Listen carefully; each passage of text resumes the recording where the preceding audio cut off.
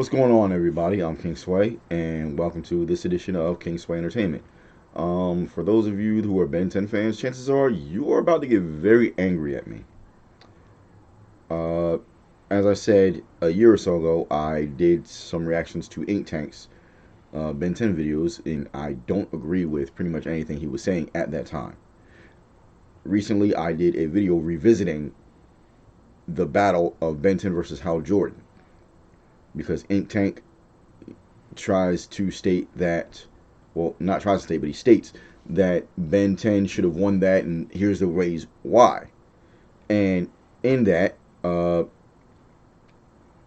pretty much point out how Hal Jordan, I go point by point as the video goes on, how Hal Jordan can counter or still beat Ben 10, even with Alien X. Someone suggested a Ben 10 fan, which I will say that I actually am a Ben 10 fan. I am not a fan boy. I do not think that Ben 10 can beat absolutely anybody, just like I don't think that Superman or Goku can beat absolutely anybody. Actually, I have been turned off by the Dragon Ball fandom. It's formulaic. Everybody trains, Goku wins. It's formulaic. You know what's going to happen. It's just cool visuals. Don't get me wrong, that does account for something, but only so much, in my personal opinion. But I was asked to do other videos from Ink Tank that had to do with Ben 10's feats and things to that degree, and give my reaction and opinions upon them. So here we go. I got a couple videos. I want to say 4 starting off. So the next couple videos will be about that. So just, hold on. If you don't like it, I apologize. If you actually do like this stuff, okay, well, you got some videos coming. So we about to dive in. I will be pausing it so that whatever point he makes that I agree with or do not disagree with, I'm not talking over him, he's not talking over me, so you can understand both he and I clearly. Whether you're a hardcore Ben 10 fan or just furious at me for challenging your own favorite hero, this video will break down why Ben Tennyson is one of the most powerful characters in fiction ever. I'm Kuro the Artist, and I'm going to show you why Ben can beat Superman, Goku, and pretty much anybody he faces.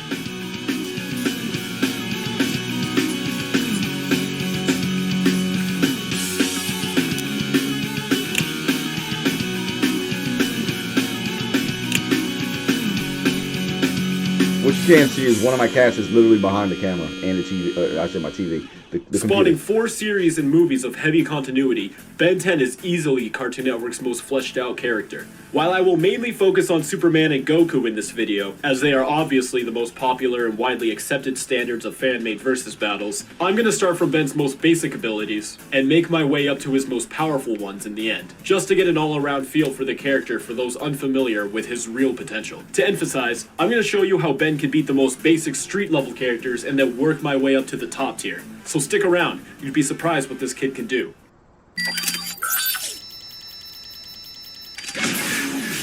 Ben Tennyson is equipped with the Omnitrix, a level 20 tech device built by first thinker Azimuth of the Galvan. This device allows Ben to transform into various alien creatures from across 2 galaxies that we know of, and utilize their abilities to, save the world. By the end of the series, the Omnitrix contained 1,912 aliens. 99 have been unlocked, 71 named, and 61 Ben has been shown transforming into on screen. Ben has been in possession of 3 different Omnitrix devices across the 4 shows. The original Omnitrix, which had a 10-minute time limit to his transformations, and also caused Ben to transform into the wrong alien multiple times, which then recalibrated after 5 years, fixing all of those problems.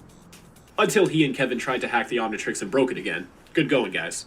Unfortunately, Ben sacrificed that Omnitrix to prevent Vilgax from using it to power his Bioid army. Having no choice, Albedo gave Ben the Ultimatrix, which functions similar to the original Omnitrix but now includes an evolution feature. According to the late Dwayne McDuffie, the evolution feature worked by placing the selected species in a simulation, right down to the DNA for an extended period of time, about 1 million years or so, in what is described as the worst case scenario. The actual DNA is then simply modified to match the new DNA. This survival of the fittest routine explains why the evolutions are more combat-centered than their normal forms. So basically, if you threw an alien into a non-stop war zone for about 1 million years, this is what it would evolve into to survive. However, at the end of Ultimate Alien, Azimuth deemed Ben worthy of the official Omnitrix, which he had been working on since Ben found the prototype 6 years ago. But let's take a look at some of the actual alien transformations. More often than not, Ben's aliens all share the same characteristic of giving Ben some form of enhanced strength. Spider Monkey and Kickin' Hawk have been shown to be excellent choices for one-on-one combat. Ripjaw's teeth and jaw are strong enough to tear through even the toughest of metals. And of course, there's forearms. Ben's Tetraman form is strong enough to not only catch 4 missiles out of the air and clench onto them as they continue to move, but change the direction of them simply by turning his wrists. He can also smack his hands together to create a powerful sonic wave that could push back basically anything in his path. Humongosaur is even a step up from that. According to Eugene Sun, in Humongosaur's base form, he is strong enough to lift up a Toku Star, which averages about 120 feet tall and weighs between 55,000 and 74,000 pounds. Humongosaur can then sextuple in size, multiplying his strength by 6, making his maximum recorded strength about 444,000 pounds. Then of course, there's Waybig, an actual Toku Star, who I don't really feel like needs an explanation for his strength.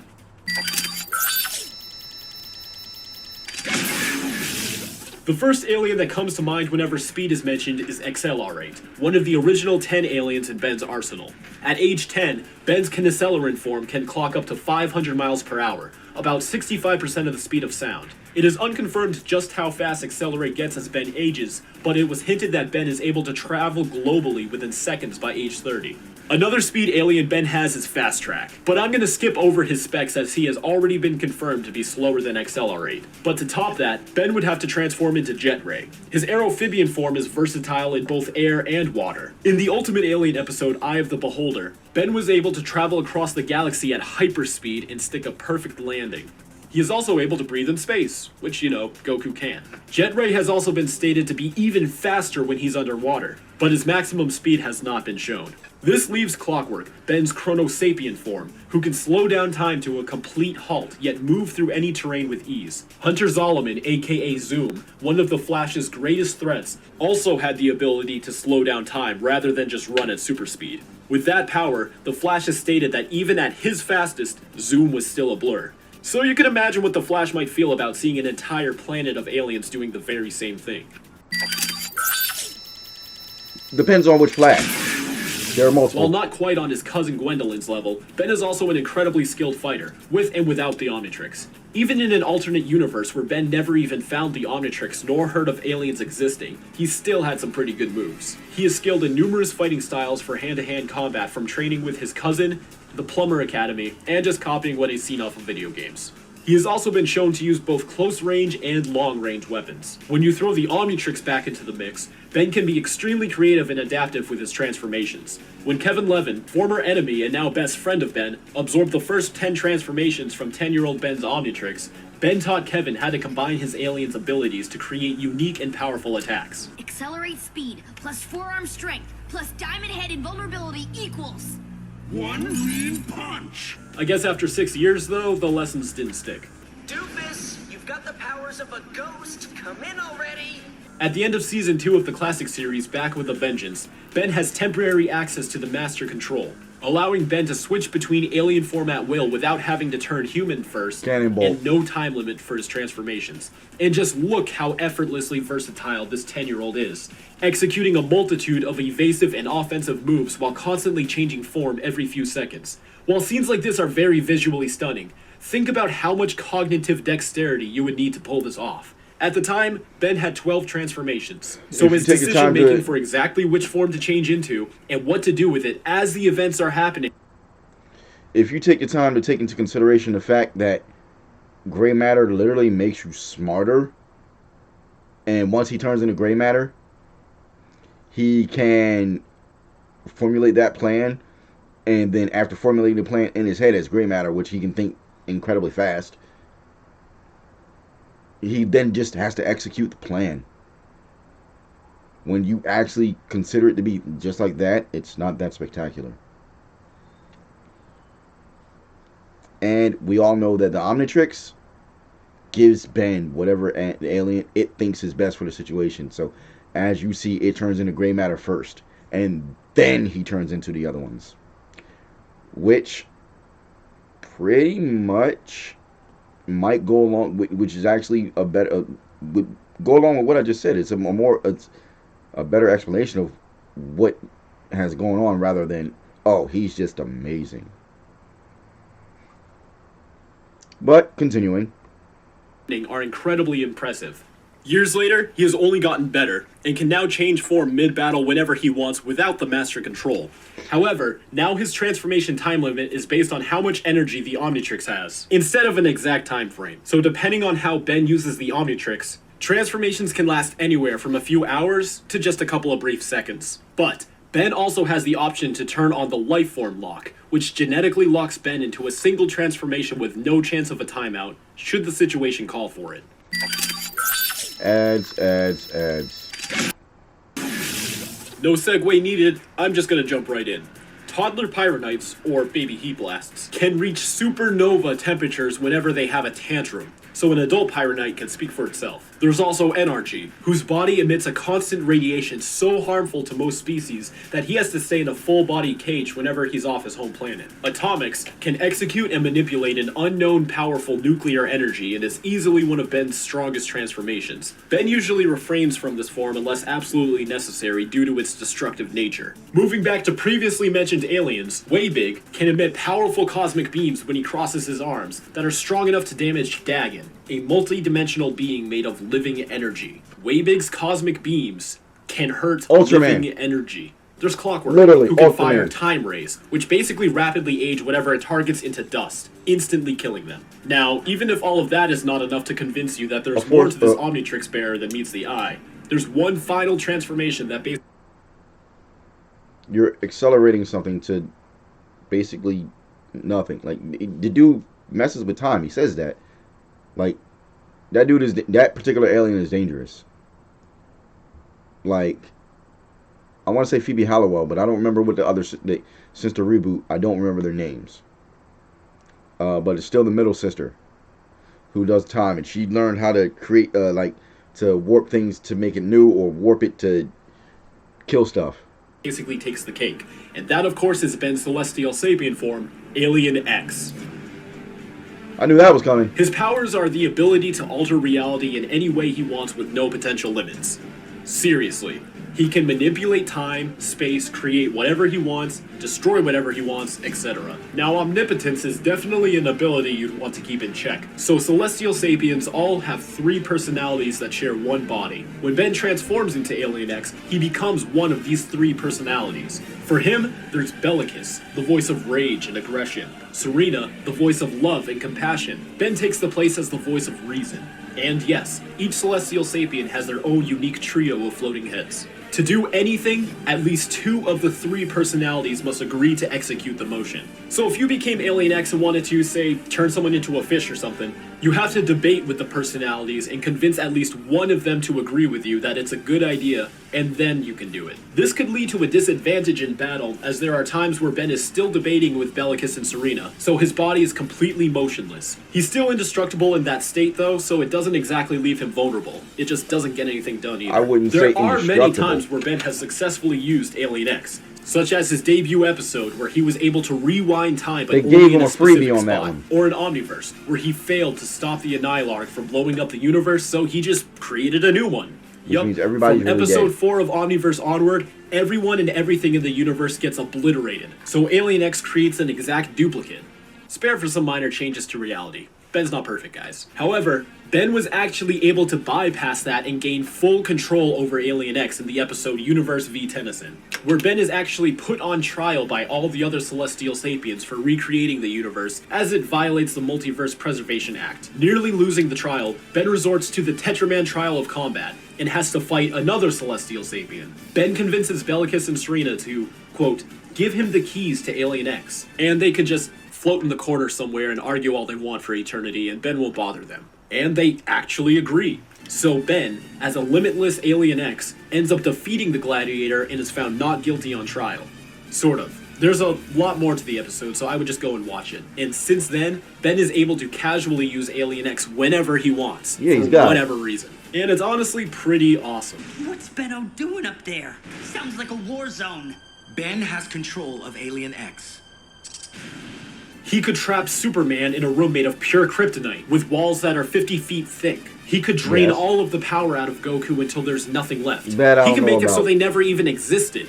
Or as Kevin put, they could just blink and we'd be gone. Still not convinced? Well, no. Ben 10's the kind of show to give you not one, not two, but 3 alternate versions of Ben's future, where each one has their own special ability. This is because every time Ben met his future self, knowing his future would cause it to change, and because every iteration of the series wanted to make their own Ben 10,000. Because why not? It's awesome, it's... As they pointed out with Hal Jordan versus Ben 10, there are characters that simply will not be willed out of existence. Superman is actually one of them. Superman 1 million. You look that up. He was in the sun for so long, he just absorbed. He was God. No different than Alien X. Dr. Manhattan. Look him up. He's God. Who else? Captain Atom does as his name implies. He plays with atoms, the very fundamental. That's another God level character. Which means to battle these dudes, Ben would need to become Alien X. There's also how I pointed out how Ben could not beat. At the most, he can stalemate Hal Jordan. Now, I will say that if Superman is not powered up, yes, he might get, hiccups. He might get blinked out of existence. I'm not even going to say that's not going to happen. Yeah, he can, you're in a room full of kryptonite. Okay. Well, that doesn't work on Dr. Manhattan. That doesn't work on Cosmic Armor Superman. That doesn't work on Captain Atom. That doesn't work on Hal Jordan. You know what I mean? But, moving right along. I'm not going to go into Dragon Ball because while I do know about Dragon Ball, as I said, I'm not much of a fan because it's formulaic. And the powers, in my personal opinion, are not diverse enough for me to say yay or nay. I will say nay because they use chi, which is them strengthening their personal their personal electromagnetic spectral signal, their aura. In my personal opinion, that would be the explanation of it. It strengthens, and the stronger your aura becomes, the easier actually it is for someone to track you, because that much of a signal will stand out. But they don't train with powers to the degree of, say, like Dr. Fate, Zatanna, and I'm listing wizards now, or even someone as diverse as, Dr. Manhattan, who literally plays with atoms. Again, look this character up. Or, as I said before, Captain Atom, who plays with atoms as well. So, yeah, moving right along. Creative, and it's rare where stuff like this is the norm in a TV show. So there's the first alternate future introduced in the classic series, who's simply just Ben 10,000. Yeah. This one comes from a future where Ben never had to sacrifice the Omnitrix in order to stop Vilgax at the end of Alien Force, and wore the same Omnitrix throughout his entire life. This Omnitrix came with the ability to obtain DNA that was not previously in the Omnitrix. Yeah, I remember that. Upon coming into contact with the alien. Now, it was also stated by Dwayne McDuffie that upon the Omnitrix's recalibration, it unlocked a feature we'll just call the data dump. Upon transforming into a new alien species, the Omnitrix will import the creature's basic instinct into the user's brain. So if Ben ever becomes an alien that he's never seen before, he already knows how to use it within seconds. This was shown between the first 2 seasons of Alien Force. So, Goku and Superman are both aliens. If either of them touched the Omnitrix at any point in time during the battle, Ben could scan their DNA and transform into them. with his own costume and color scheme, of course. Superman's power comes from the sun, and if Ben became a Kryptonian, both he and Superman would have the same power basis, and Ben would instantly know his moveset, being a perfect match for Superman. And hey, if anything goes wrong, Alien X. The second alternate. What the fuck did I just say? What did I say? Alien X. Now, I want to argue against that. Not the Alien X part, but that he'd automatically know how to use Superman's powers. Because Superman didn't inherently know how to use his powers. And even for that, you'd have to be on a planet with a yellow sun. And if they were on, normally they fight on Earth or someplace with a yellow sun. I will give you that. But there are places out there with red suns that drain Superman's powers, or orange suns, which have his powers. Unless you're Superboy Prime, which is smart enough to actually use armor that keeps feeding you yellow sun solar radiation, and that dude is a monster. It took 2 to 3 Supermen, I say again, Supermen, to take down one Superboy Prime. And he was such a threat, they had to throw him into the Speed Force.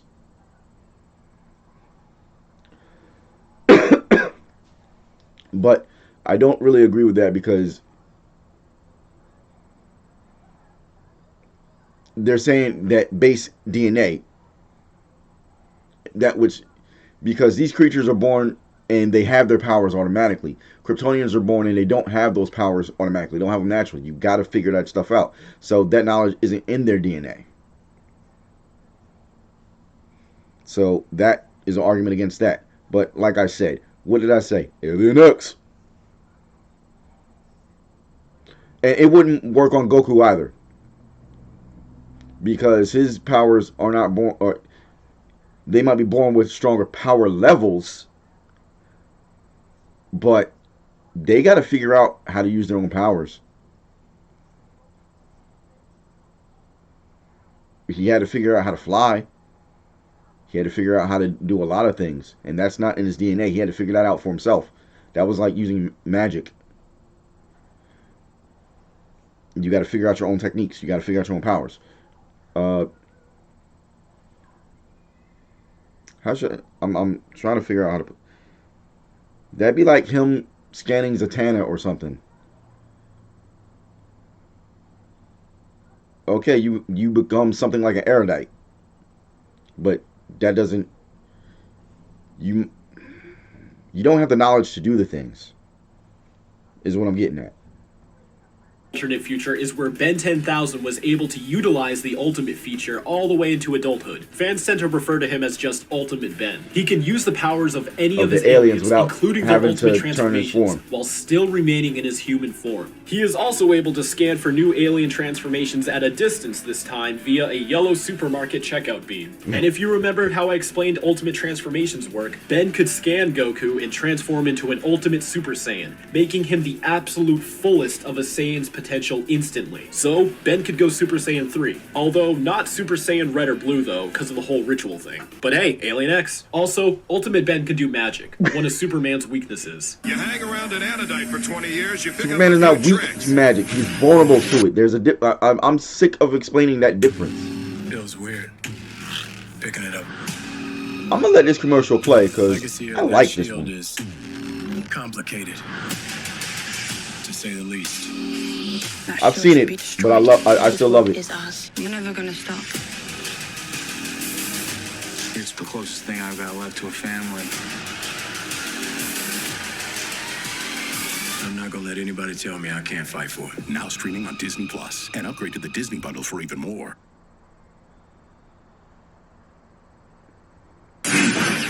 The third alternate future has been equipped with a device he built using his smartest alien transformations, which he calls the Bi-Omnitrix. To give him his own identity, we'll just call him Ben 10K. Now, Ben 10K can use the Bi-Omnitrix to fuse together any two of his aliens for seemingly infinite transformations. His most powerful one was also his most utilized one, Atomic X, the fusion of Alien X and Atomics. So using previous knowledge, Ben can transform into a fusion of Kryptonian and Saiyan DNA, which would be pretty freaking sweet. And even if all of that didn't convince you, even if you somehow still think there's a way, there's always the fact that basically, Ben can't die. The Omnitrix has a failsafe where if Ben were ever to actually die, the Omnitrix would quickly sample through all of Ben's alien DNA and reconstruct a new body for him to inhabit. I thought you were... Nah, I always figured the Omnitrix had a failsafe that wouldn't let me die, and sure enough, it came right when the Big Bang started. Also, here's a picture of Ben holding an explosion the size of an entire universe in his hands. But if Ben really is all that powerful, why doesn't he ever do anything with it? Well, in the end, Ben's a human. He can be...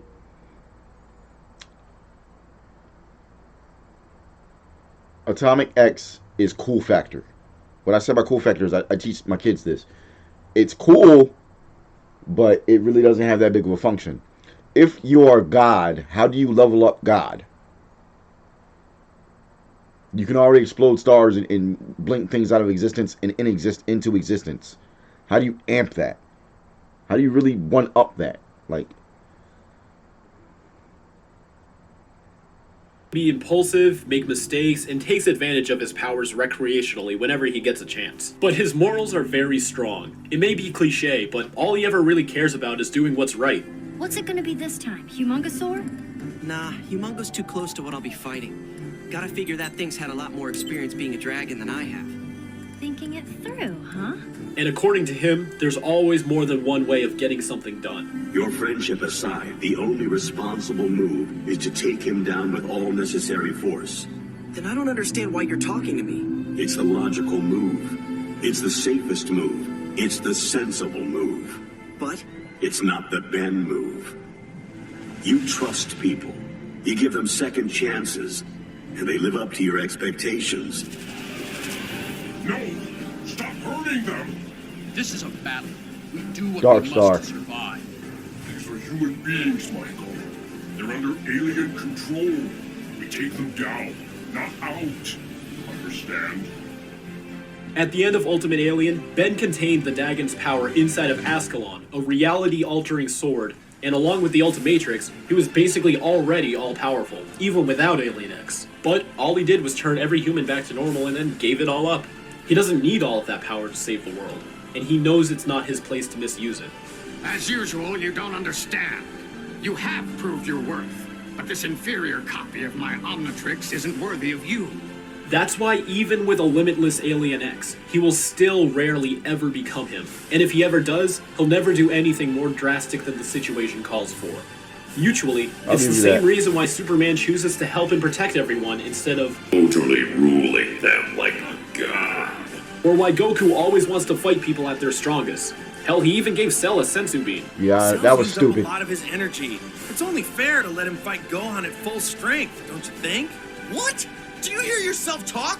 Ben Tennyson is the most powerful being in his universe, but it's his humanity that makes him worthy of all of that power. I don't know how to thank you.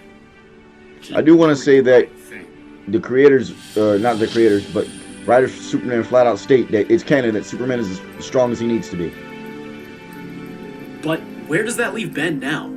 I mean, surely after spending a decade building up all of that continuity, the next series Ben would finally be able to use all of his potential instead of just, I don't know, rebooting everything and starting from the beginning, right? Oh. I don't know nothing about that.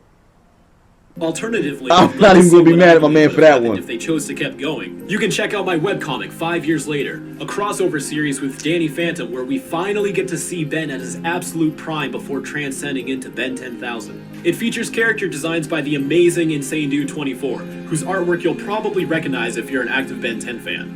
You can also help support future projects by checking out my design shop, where every 2 weeks we update the store based on your suggestions. If you'd like to request a design, click the link below if you're watching this on YouTube, or to the right or above if you're watching this on Facebook. And if enough people vote for your suggestion, I'll sketch it up and make it available for purchase on a shirt, phone case, sticker, whatever you want. Thanks for checking out my debut episode of Tracing the Border. I'm Kuro the Artist, and as always, keep it fizzy. His name is Black the Artist.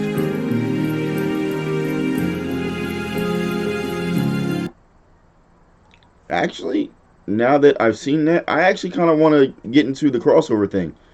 for the simple fact that I'm also a Danny Phantom fan,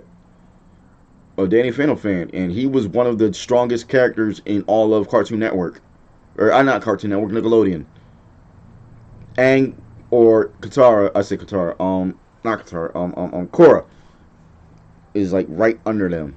Is it's like Danny then Avatar, but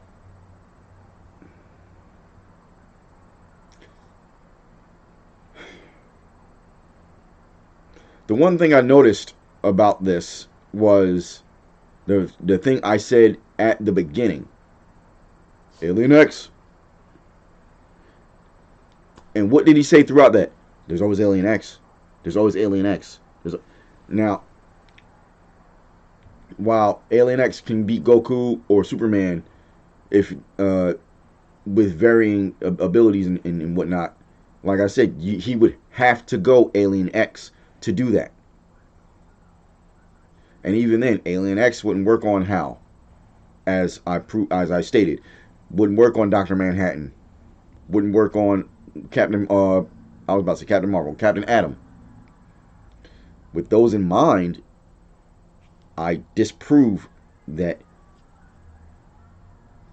he cannot beat anyone. But I've also pointed that out in my analysis of the battle between he and Hal Jordan. So there's that. I mean, take what you don't have to agree with me, and I'm pretty sure if you're watching this video, you're not going to. And I say that because I've seen the like to dislike ratio on the second analysis of Hal Jordan versus Ben 10. 44.4% likes. And I don't even remember the other one, but I know like the dislike meter was like a red lightsaber before. I'm not even going to say that was actually somebody's comment at one to the one that I made over a year ago. So there's that. But